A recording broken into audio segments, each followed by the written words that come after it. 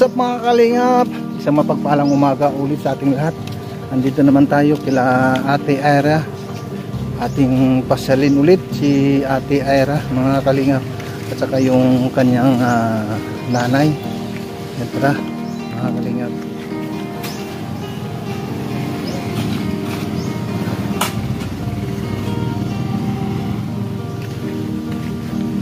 Tao po.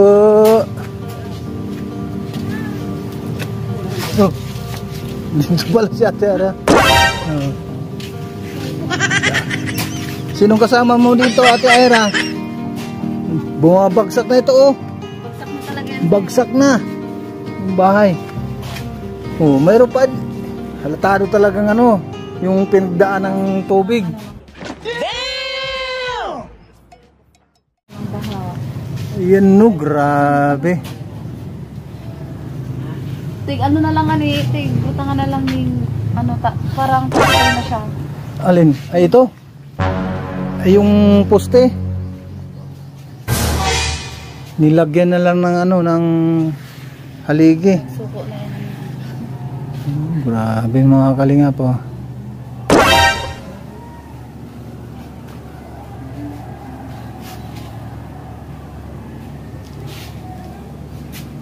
Kumusta naman yung buhay, ate? Ate Aira. Ngayon lang kita uli na balikan, na napasyalan. Damn! Kumusta na yung pag-aaral naman? Okay naman. Nakakaraos na. Yung mga kapatid mo yung dalawa sa labas, yung gumagawa dun sa kulungan? Oh.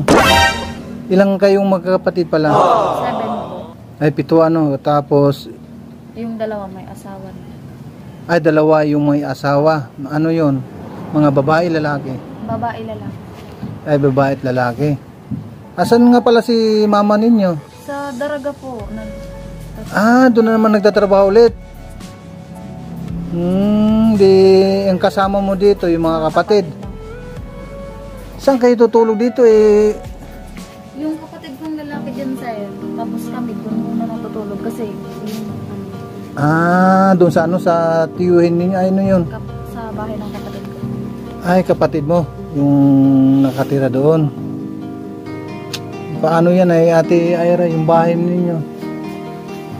Ganitong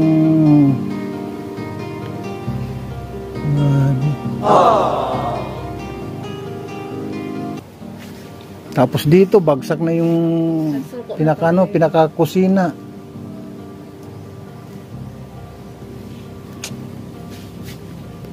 Mabuti naman kahit na paano, andito pa yung mga kapatid no na lalaki.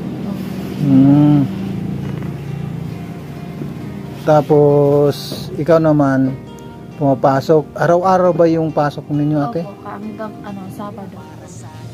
Lunes hanggang Sabado. May tanong ko lang pala, sino yung nagpapaaral sa iyo? Si mama, papa po. Oo. Sila yung nagbibigay ng ano, ng allowance. Si mama mo at saka si papa mo. Yung trabaho nila, yung trabaho pala ni mama mo ay ano? Yung trabaho niya? Kasambahay. Tapos anong trabaho ng ano, isang kasambahay? Tagalinis ng bahay. Tagalinis ng bahay, tapos tagaluto na rin yun. Tagalaba. Parang all around na no, na ang trabaho sa isang kasambahay. Magkano yung sahod doon, Ate Aira, kung matanong ko lang? Mga 6 a month lang. 6,000 a month. Doon kayo kumukuha ng ano din, ng panggastos ano. Tapos sa pag-aaral na rin. Ilan pala kayong mga nag-aaral ngayon? Tatlo po, isang high school, isang elementary, isang Ikaw ay first year college na ano? Ilang taong ka na pala? 22. Bakit ka nga pala na sa edad na 22 ay first year pa lang? Ano po, nag-stop po ako doon 2 years. Tapos nag-work. Ibig sabihin, nagtrabaho ka rin noon. Ano nga pala yung trabaho mo dati? Sino sila? Mga ano? Sa ano po? Kapitbahay? Mga ano yun? Pamangkin ko po yun. Ay, pamangkin mo. Dito lang na. Sino ang natutulog dito, Ate Era? Yung kuya ko sir. Ay, dito.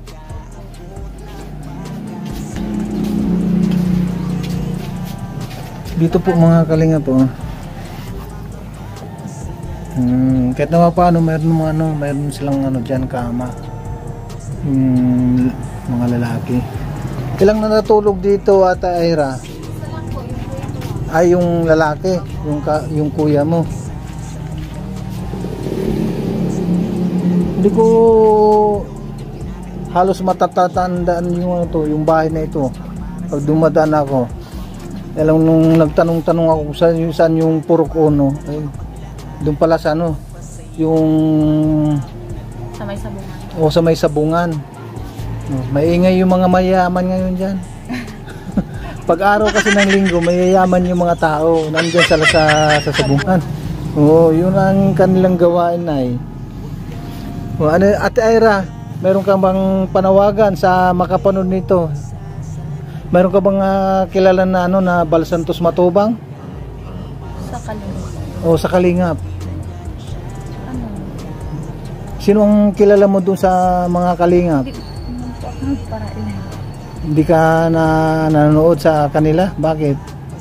O hindi mo sila nakilala pa? Hindi ko po kilala. Pero yung yung vlog na upload nila. Yung in-upload ko, napanood mo?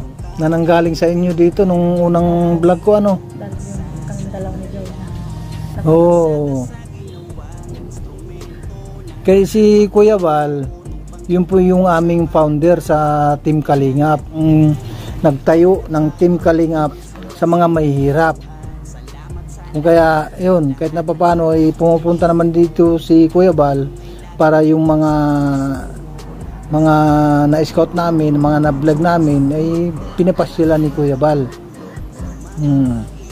Mayroon ka bang mensahe para kay Kuya Val? Mayroon ka bang panawagan sa kanya? Sa kagaya nito, sa inyong pamumuhay na yung bahay ninyo ay ganito na at mayroong yung mga pwedeng maitulong ni Kuya Val kung nasana ay mapanood ni Kuya Val yung sitwasyon dito sa inyong bahay. Mayroon ka bang panawagan kay Kuya Val, Ate Ira? Kung ano lang yung kaya niyang itulong, tatanggapin po namin. Pero yung sabi mo nga, kung ano lang ibibigay ni Kuya Val, tanggapin po namin. Tama yan, para alam mo kung bakit.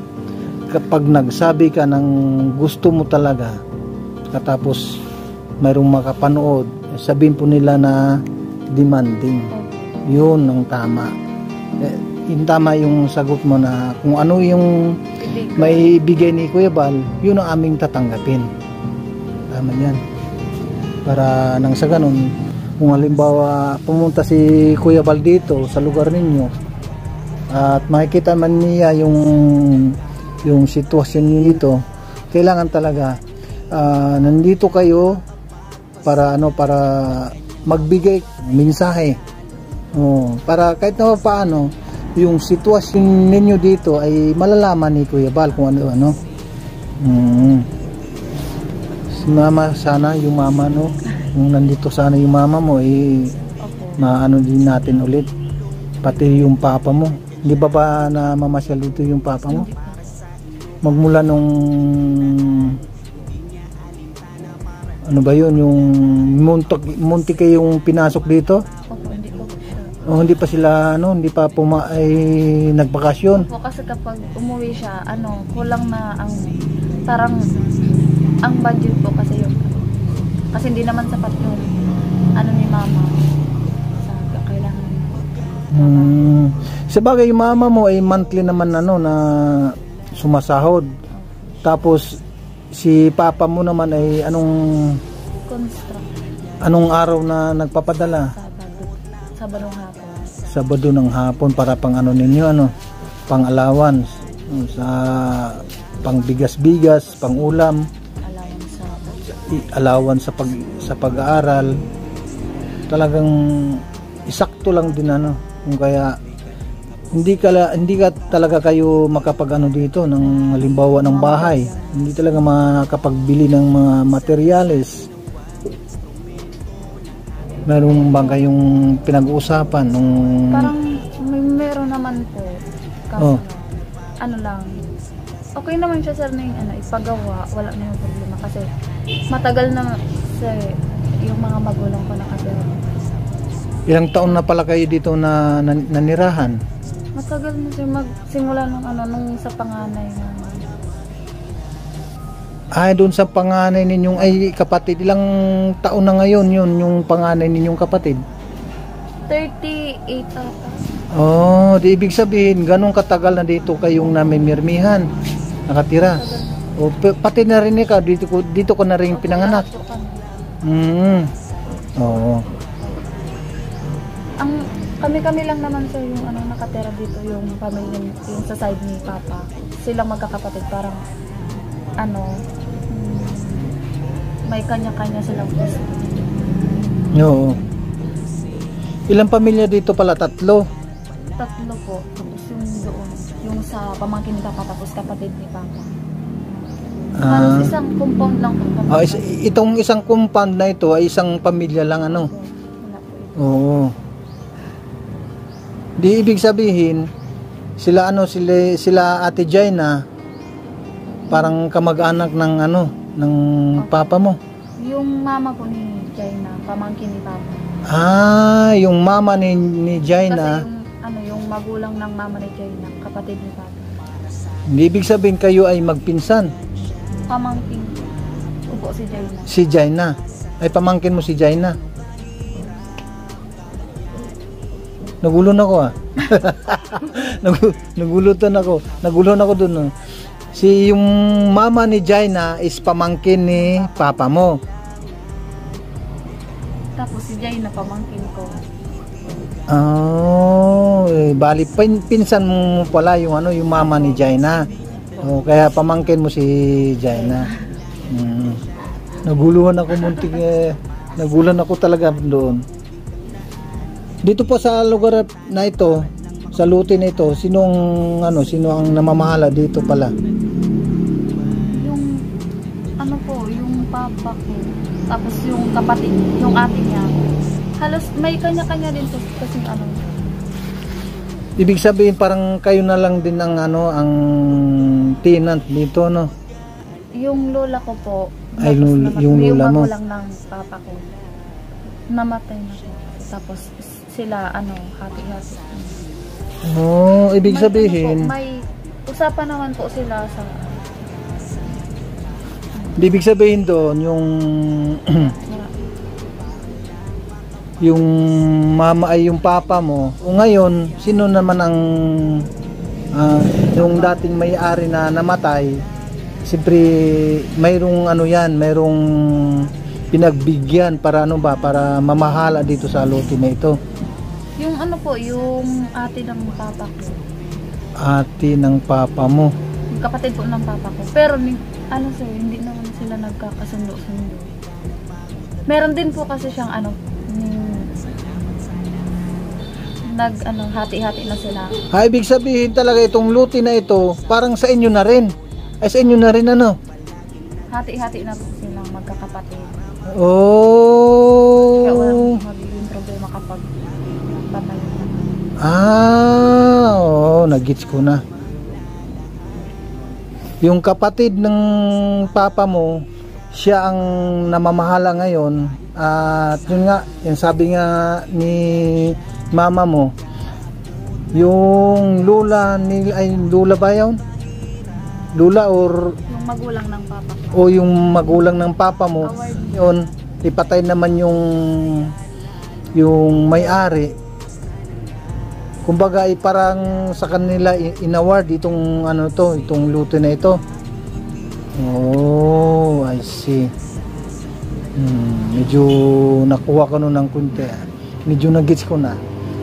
Kung kaya, mas maganda talaga, halimbawa niyan, mas maganda kasi mayroong kasulatan. Pag mayroong kasulatan, siyempre, pag magpatayo kayo ng bahay, halimbawa magustuhan ni Kuya Bal na mapatayoon kayo ng bahay, mayroong katunayan na kasulatan na nanggaling doon sa may mismo sa sa abogado ba or sa barangay. Wala bang may pakialam ba ang barangay dito sa lote na ito? Wala naman po. Ibig sabihin sa abogado na lang. Sa ano sir sila kapag nag-uusap sila about dito sa lupa, sa DAR po sila sa DAR. Wala naman sila pakialamanan kasi may kanya-kanya na ano. Ibig sabihin sa DAR na lang sila na kukuha ng ano bang gagawin doon? Kukuha pa sila ng pahintulot sa DAR? Hindi po. Hindi. Kahit sir, di naman kailangan ng pahintulot para magpatayo kami ng bahay. Kasi kay Papa naman itong lote na ito? Opo. May kanya-kanya na po kasi sila. Yung sa kapatid niyang isa, doon saan. Parang may background naman. No.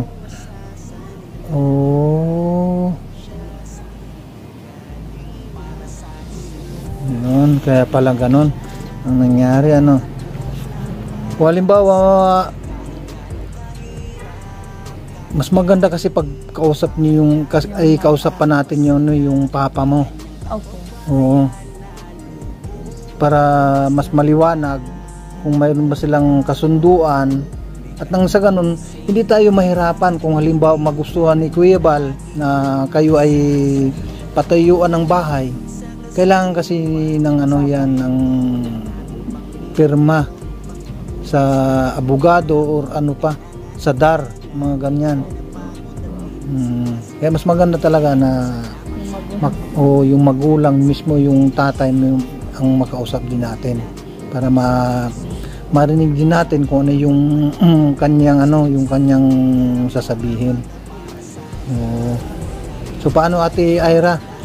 Pag halimbawa bumalik si Kuya Bal dito, pag pumunta dito sa Dunsol, baka sakaling makita yung sitwasyon ninyo dito ay baka sakaling mayroong mahabag at mapatayan kayo ng bahay. Pero kailangan pa natin ng kasulatan doon para pag pinatayo ang bahay, lalong-lalo pag si Kuya Bal kasi ang magpatayo ng bahay para sa inyo, kailangan talaga ng katibayan na walang walang magiging problema para hindi kayo mapaalis or hindi masayang yung ginastos. Hindi mababakbak yung bahay na ito na halimbawa gagawin na semento, yung building ba? Pag nagawa ng building kasi ang bahay, pag binakbak sayang naman ginastos Kaya yun, ganun lang Ate Ira pag sa sunod na pagbalik ko, kung halimbawa pupunta kami uli dito kasama ko si Kuya Bal, kailangan mas maganda yung explain mo sa kanila. Po? Paano Ate Ira? Alis muna kami at mayroon pa kaming pupuntahan Sige. Good luck sa At mag-iit ka lang dito lagi Ate Ira. Sige. Wala pag parang si Ira. Nagakuan nga kitang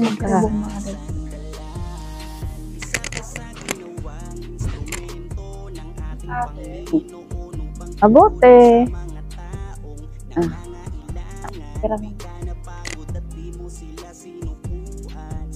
Po yung tinutulugan yung ate. Ito po. Dati po dito kami natutulog. Tapos ngayon tumutulog na dyan. Abote yung anak ko may bahay manaba Tapos dati dito Yero naman pala to. Pero tumutulo na rin siya kasi butas-butas na rin. Pero doon talaga, grabe talaga siya doon. Diyan, banda dyan. Ayan, Hindi talaga maanuhan eh. Maliit lang naman tong kwarto na to. Kaya ilan yung anak ko. Kaya pag doon kami sa kabila natutulog sa sa anak ko, doon sa anak ko. Okay. Ito yung kusina namin, Diba na. Tapos, yun.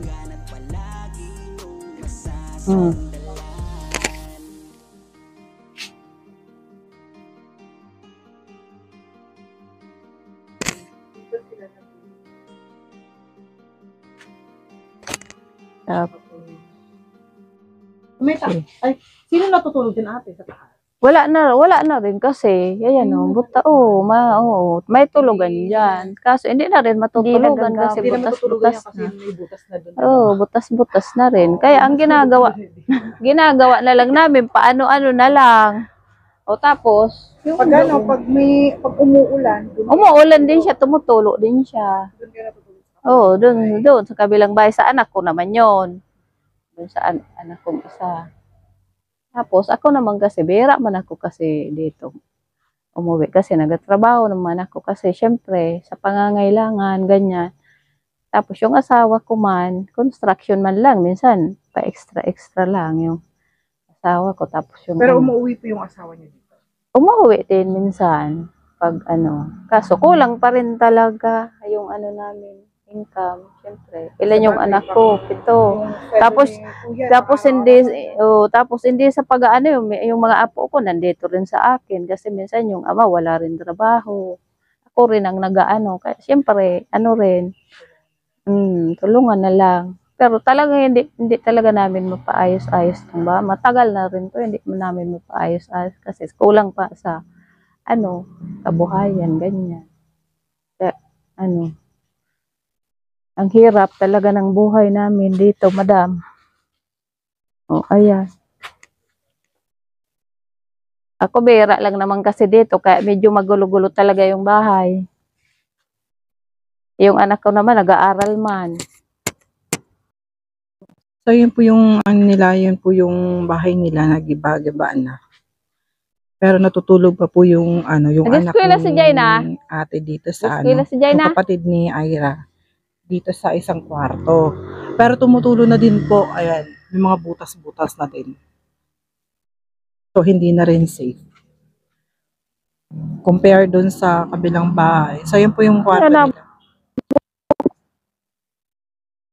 Avocado, may avocado ba? Avocado? So, yun po yung bahay nila, nagibaan na po sa labas din po, makikita na din yung giba dun sa Tapos yun po yung dating lutuan nila.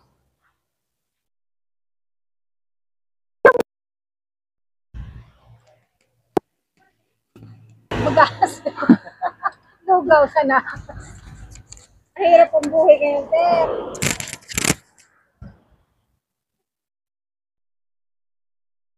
Ito na nga ni. Lingayan, sir. May linding kami, wala pa mga pangulog. Ngayon mo sir, grabing hirap. Nila.